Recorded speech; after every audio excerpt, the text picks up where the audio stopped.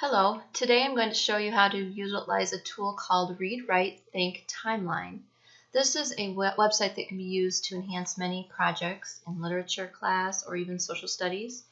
For example, you could use it to sequence events on the timeline from a story that the children just read. What I'm going to use it for today is to create a timeline about the life of a famous person. Preferably after they have read a biography, you would want them to sequence the events on the timeline. So you just need to go to your browser and enter ReadWriteThink-Timeline, and it will bring up this screen right here. And this is where you're going to start the timeline. You can organize your timeline by date, by time, or by events.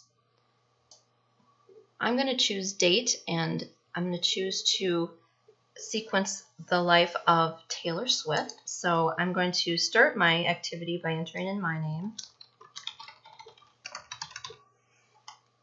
And you hit start.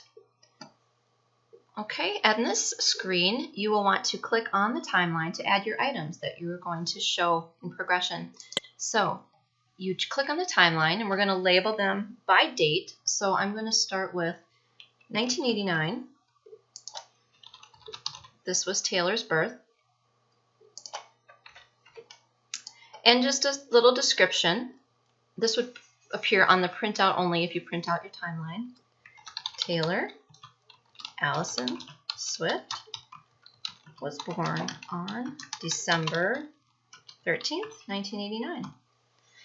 And I'm going to add an image. You can choose to add an image to each spot on your timeline if you want to, and you click the Choose Image icon. And we're going to add an image of Taylor.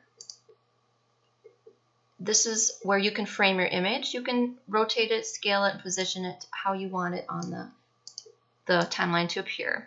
I'm going to make it a little bit smaller, and then I'll hit OK. And you hit the check mark, and that will place it on the timeline. At this point, you can move it to be above the line or below the line in progression as you move along. I'm going to start above. And I'm ready to add another detail. So my next one will be 2003. Family moves. Taylor and her family moved to Tennessee.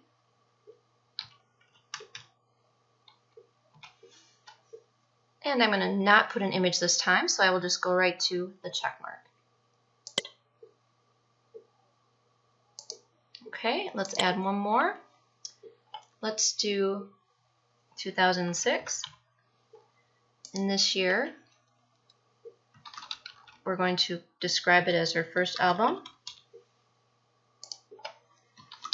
and a short description.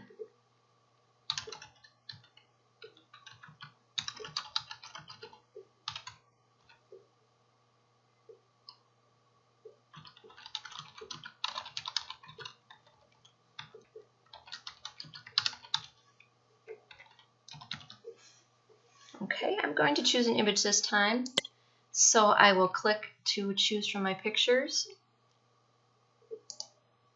and add her album cover. Make it a little smaller so I can see most of it, and I will hit OK, and then hit the check mark. Okay, so you can see how this can continue on. You want to hit finish, and you'll see a bigger shot of your timeline and what it looks like.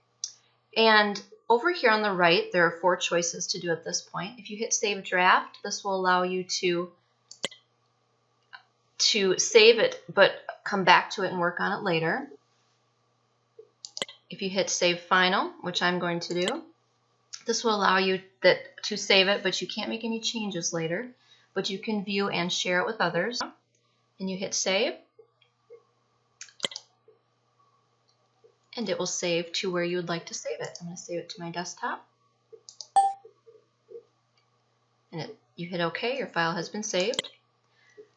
I could also send this file, the final, to be viewed to an email address right here.